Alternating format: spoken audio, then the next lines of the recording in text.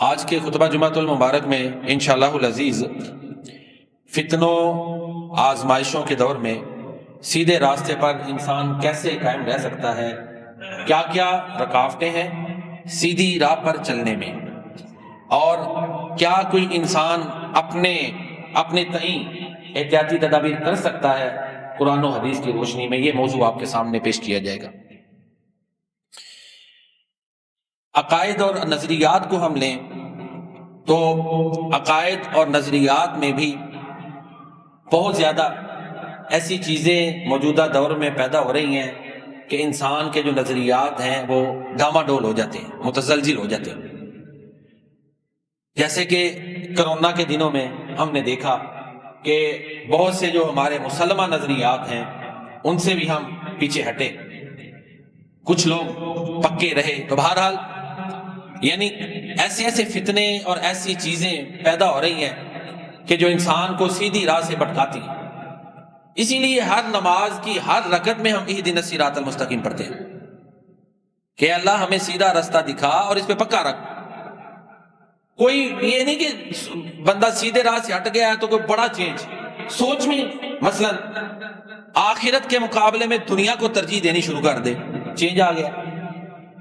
اس کو ہم اصطلاح میں کہیں تو میٹیریلسٹک اپروچ، اس سے آسان اردو میں کہیں تو یہ مادی فکر، مادی ذہن بن گیا، جسے میں نے اس سے بھی آسان لفظوں میں یہ پیش کیا ہے کہ دنیا کی شہرت، دنیا کا مال، دنیا کا عہدہ یہ سب سے پہلے ہو جائے، آخرت بعد میں ہو جائے۔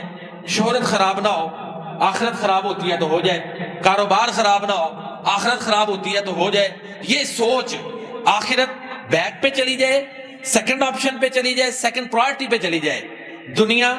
دنیا کی آسائشیں، دنیا کا مال، عہدے، عزتیں، شہرتیں، سارا کچھ یہ فرسٹ پرائرٹی میں آ جائے۔ دس از دا مینٹل چینج، یہ مائنڈ سیٹ تبدیل ہو گیا، یہ سیدھی راہ سے بھٹک گیا۔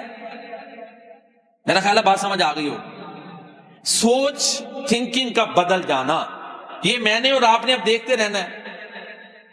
ظاہرہ آج جس دور میں ہم رہتے ہیں، انسان کا منصب، سٹیٹس، ہر چیز وہ دنیا کی چیزوں کو دیکھتے ہیں، مذہبی کیا غیر مذہبی کیا، تقریباً الا ماشاءاللہ جسے اللہ توفیق دے۔ وہ ایک پرانا سا شعر ہے، نہیں کچھ اس کی پرسش الفت اللہ کتنی ہے، یہی سب پوچھتے ہیں کہ آپ کی تنخواہ کتنی ہے، سورس آف انکم کتنا ہے، بینک بیلنس کتنا ہے، فلاں۔ آج کے دور میں یہ کہیں گے نا، اسی کے لحاظ سے پھر خاندان میں منصب ملے گا، اسی کے لحاظ سے اگر کسی آپ تنظیم کے نیٹ ورک کا حصہ ہے تو آپ کو منصب ملے گا، اسی کے لحاظ سے جو ہے نا معاملات کرتے ہوئے انسان کی دولت، عزت، ان کو سامنے رکھتے ہوئے معاشرہ ورث دیتا ہے۔ ایسے ہی ہے نا، اس کو ویلیو ملتی ہے۔ پھر یہی وجہ ہے کہ انسان کی سوچ بدل جاتی ہے کہ یہ دنیا پہلے ہو جاتی ہے، حالانکہ یہ بعد والی بات ہے۔ سورہ اعلیٰ میں یہی تو ہے، بل تؤثرون الحیات الدنیا، بلکہ تم دنیا کی زندگی کو ترجیح دیتے ہو۔ والآخرۃ خیر وابقا، حالانکہ آخرت بہتر اور دائمی ہے۔ ان ھذا لفی الصحف الاولی، بے شک یہ بات پہلے صحیفوں میں موجود ہے۔ صحف ابراہیم و موسیٰ، ابراہیم اور موسیٰ علیہ السلام کے صحیفوں میں یہ بات موجود ہے۔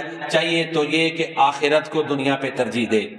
اگر دنیا آخرت پر ترجیح بن گئی ہے اور ایسی آزمائشیں آ گئی ہیں کہ آخرت تباہی پہ چلی گئی ہے انسان کی، تو پھر خود دیکھ لو، وہ فتنوں میں ناکام ہو گیا نا۔ فتنے یہ دوسری وجہ معذرت سے مولویوں کے جاہلانہ فتوے اور رویے بھی ہیں۔ یہ بھی جو ہے نا انسانوں کو مذہب سے دور کرتا ہے۔ یہ جو مذہبی جو ظاہر ہے مولویوں علماء کا کام ہے اللہ سے جوڑنا، ان کی ذمہ داری ہے نا۔ ایسی ہم اگر نماز پڑھنے آتے ہیں، ہمارا کام ہے کہ خود بھی نماز پڑھیں، دوسروں کو بھی دعوت دیں، ٹھیک ہے۔ اگر کسی مولوی صاحب کے غلط فتووں سے کوئی مذہب سے بیزار ہو گیا ہے، یا معذرت میں اور آپ دونوں اس میں شامل ہیں، ہم نمازی ہیں، ہمارے رویے سے کوئی مسجد سے ہی فیڈ اپ ہو گیا ہے، تو پھر ہمارے لیے بھی ایک المناک بات ہے نا۔ لیکن ہمارے کہتے ہیں مدرسے میں مسجد میں آ گیا ہے، وہ سب سے زیادہ ڈسپلنڈ چاہیے، وقت لگنا ہے۔ تو بہرحال یہ ضمناً باتیں تھیں۔ قاریوں کے فتوے، اس میں مثالیں دیتا ہوں، مولویوں کے فتوے، مرغی، برائلر مرغی حرام ہے، ہوئے نا فتوے آئے نا شروع میں، اسپیکر حرام ہے، پھر خون دینا حرام، یہ فتوے لگے، یہ میڈیا کے اوپر بڑے سخت فتوے لگے، تو اب سبھی کر رہے ہیں۔ اب سب کو پتہ ہے کہ موجودہ ڈاکٹر ذاکر نائک اسی کے ذریعے سارا دین کا بڑا کام کیا ہے۔ تو شروع میں جب مولوی اس طرح کے بڑے تنگ نظری والے فتوے دیں نا، تو لوگ پھر ان کی صحیح باتوں میں، جی مولویوں کا کام ہی ہے، صحیح باتیں بھی مانتے نہیں۔ لہذا مولویوں اور پیروں ادھر بر صغیر میں تو میں کہتا ہوں سادات کی جو کہتے ہیں ہم اللہ کے نبی کی جو ہے نا سادات ہے، جب اللہ کے نبی نے سجدہ نہیں کروایا تو یہ کیوں کروا رہے ہیں؟ پوچھا جانا ہے کہ نہیں؟ کیوں کروا رہے ہیں؟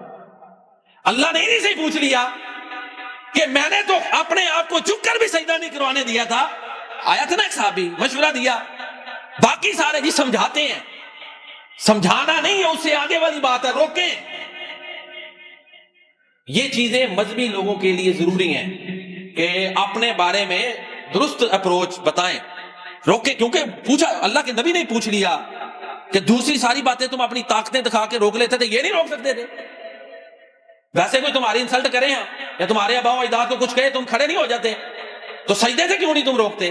اس کے بارے میں جی بس لکھ کے لگا دیا، نہیں، روکنا ذمہ داری ہے۔ تو بہرحال مذہبی حلقوں کے رویے، مولویوں پیروں کے رویے، یہ بھی لوگوں کو دور کرتے ہیں، لیکن ہمیں کہیں نہیں کہا گیا مولویوں پیروں کے پیچھے چلے۔ یہ تو میں ان کا عمل کر رہا ہوں، آپ بھی یہ نہ کہیں جی بس اسی بری ہیں، بری کوئی نہیں۔ نبی کریم صلی اللہ علیہ وسلم نے قرآن و سنت چھوڑا ہے، اصل حالت میں محفوظ ہے۔ کوئی مولویوں کے غلط فتوے آپ کہہ دیں کہ جی اب ہم نے اس وقت بیزار ہو گئے ہیں تو جان چھوٹ جائے گی، چھوٹنی آپ کی بھی نہیں۔ اللہ کے پیارے نبی صلی اللہ علیہ وسلم نے فرمایا وہ تو مولویوں کو اصلاح کی ضرورت ہے نا، جو میں نے بیان کی، ہمیں عوام کو بھی تو آگے سوچ چاہیے نا۔ آپ نے فرمایا تمہارے اندر دو چیزیں چھوڑ کے جا رہا ہوں، ایک اللہ کی کتاب اور میری سنت، یہ صراط مستقیم پہ انسان رہے، اللہ کی کتاب میری سنت، یہ ہے فارمولہ۔ اہدنا الصراط المستقیم، دعائیں کرتے رہے، اے اللہ ہمیں سیدھے رستے پہ چلا۔ کچھ لوگ صرف قرآن، یہ قرآن فہمی ہے، حدیث اور سنت کو نہیں لیتے۔ کچھ لوگ ہیں وہ بہک گئے، قرآن کو اگر آپ حدیث اور سنت کی روشنی میں نہیں سمجھیں گے، کوئی بھی نہیں سمجھے گا، جو بھی نہیں سمجھے گا بہک جائے گا۔ یہ سر سید احمد خان دیکھ لیں، عقل انہوں نے کی نا غالب، بہک گئے، فرشتوں کو طاقتیں قرار دیا اور اتنے معجزات کا انکار کر دیا، کیا کچھ انہوں نے کہا، ڈیفینڈ ہی نہیں ہو سکتا۔ لہٰذا صرف کہ جی قرآن کافی ہے اور پیارے نبی صلی اللہ علیہ وسلم کی سنت نہیں، سنت بھی ضروری ہے۔ سنت اور حدیث کی روشنی میں قرآن سمجھے گا تو انسان بہکے گا نہیں۔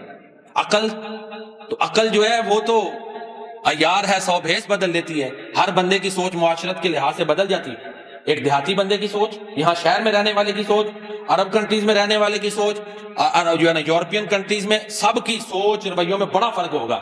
اخلاقی پیمانے اور ہوں گے، معاشرت کے پیمانے اور ہوں گے، تہذیب کے پیمانے اور ہوں گے، شرم و حیا کے رویے اور ہوں گے، فرق ہوگا۔ لہذا قرآن و سنت ہر دور میں ہر طبقے کے آدمی کے لیے رہنما ہے، عقل کافی نہیں۔ عقل کافی ہوتی تو 1,24,000 انبیاء اللہ تعالیٰ نہ بھیجتے۔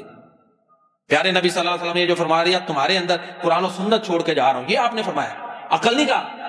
عقل ان کے تابع ہے، بعض معاملات میں عقل دوڑانی ہے، یہ جو معاملات ہیں، لیکن عقل قرآن و سنت کے تابع۔ وہ اقبال نے کہا نا صبح ازل ہے اس کا تخیل لیکن بڑا پیارا، صبح ازل مجھ سے کہا جبریل